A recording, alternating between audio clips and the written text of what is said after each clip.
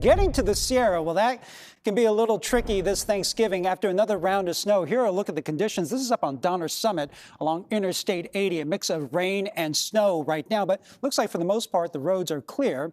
And here's a look at the conditions a little further south. Mammoth Ski Resort says they got 2 feet of fresh snow yesterday, and they are still not done just yet. So we saw that one issue with the I-80. Looked like the roads are closed, but probably still not a good time to go up there yet. No, because the winter storm warning goes until 4 o'clock Wednesday morning. So if you want to head up in that direction for Thanksgiving, wait until Thanksgiving Eve on Wednesday. That's going to be the day when road conditions really improve on a longer term basis.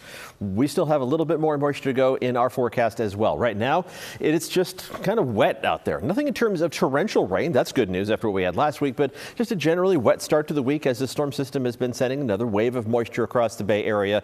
It is not going to last a whole lot longer, though. That storm system is going to get a kick to the east as we head through tonight and tomorrow, and we will see the rain winding down. But let's take a look at First Alert Doppler on the floor map here, and we still have some light rain showers showing up primarily over the East Bay and then extending farther into the Central Valley. This is not the only rain that's out there, but it's the only thing showing up on radar. That mist and drizzle, it's very small droplets, and they don't reflect much of the radar beam back to the site, which is how we see this stuff. So just be prepared to keep the rain jacket handy through the first half of the day tomorrow. But we are going to be gradually drying things out as we go through the day. Let's take a look at Futurecast, and we'll track this rain, the lingering shower activity as we head through the rest of tonight, which isn't going to amount to a whole lot of additional rainfall, but it's just going to be some splash and dash showers as we head through tonight into early tomorrow morning. Waking up, I don't think the rain is going to be heavy enough to lead to any significant delays for the morning commute, but maybe a couple extra minutes on the way out the door, not a bad idea.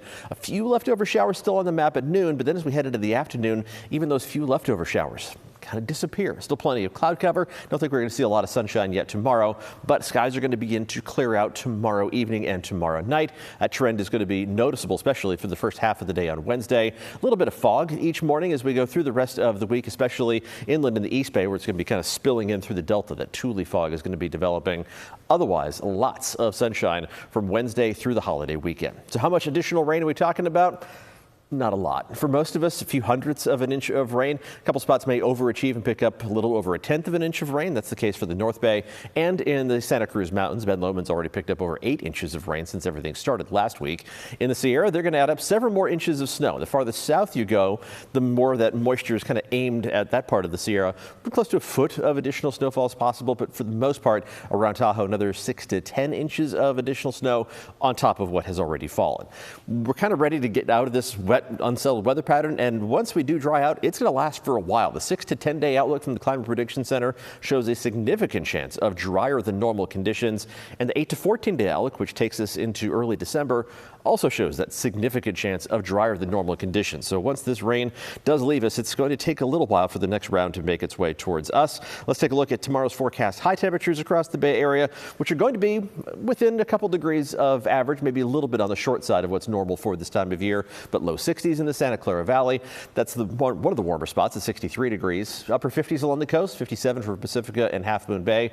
Those are the cool locations on the map. So really only a 6-degree difference between the coolest and warmest locations across the Bay Area. Our temperatures don't change much on a day-by-day basis, and that lack of variability from the coast to farther inland also doesn't change very much. So we have just one 7-day forecast to show you. Don't have to worry about the coast, bayside, and inland breakdown because everybody has the same conditions and the same temperatures, basically. Right around 60 degrees for highs all the way through Thanksgiving and into the following weekend, maybe just a degree or two warmer as we start the month of December on Sunday and Monday. Ryan? All right, thanks, Paul.